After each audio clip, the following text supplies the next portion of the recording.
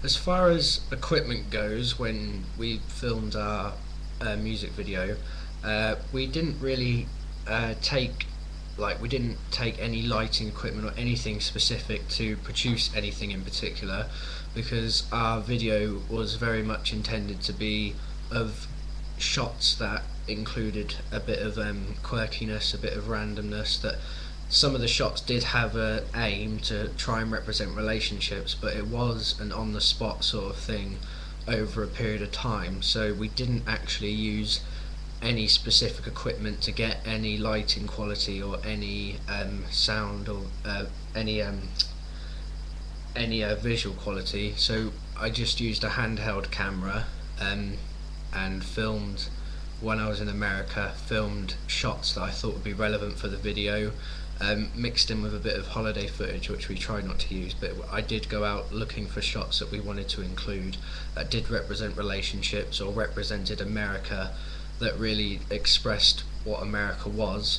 So equipment wise, it was me and a camera for that part.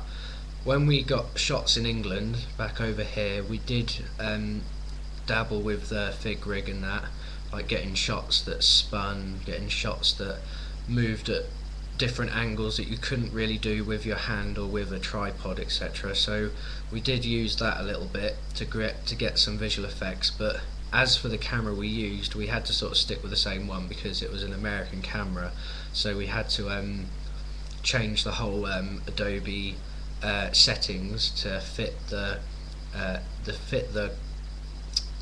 way it was filmed, rather than your English cameras instead of PAL quality. But yeah, so we had to stick with the same equipment even when filming in Britain. So we did dabble with the fig rig, but it was mainly, again, seize of the moment, shot of that, which we thought would fit.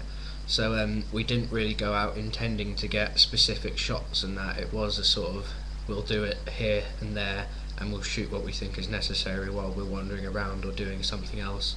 So as far as visual effects go, it was nothing too spectacular, but the camera was quite good quality, so it did look like a professional video.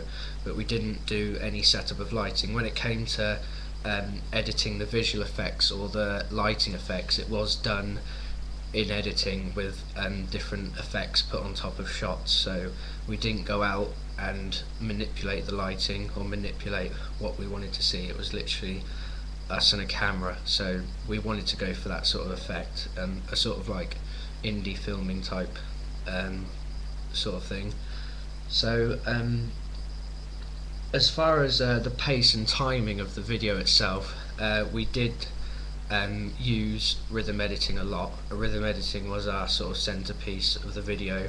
We didn't have any lip syncing involved, so rhythm editing was what we wanted to use to really show that it was a music video, give it some pace, keep people interested, go with the codes and conventions. So we did a lot of rhythm editing with the shots we had. So because we had such a wide variety of shots, it was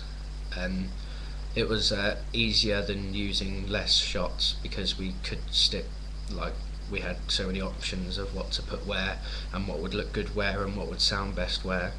So yeah, that went alright. And the style of it, it did go with the genre, like I say, with the Arctic Monkeys and the horrors. It looked like what they were achieving, nothing to the extent of their professionalism, because there's, well, as professional editors, it had loads of layers, it had loads of this, that and the other. We did a lesser fantastic version of what they'd done, and we did use their ideas. So we did make it look like it could have been passed as an indie video, because it did use the codes and conventions and the shots and the sound, the music and everything. It was an indie video, so that went quite well.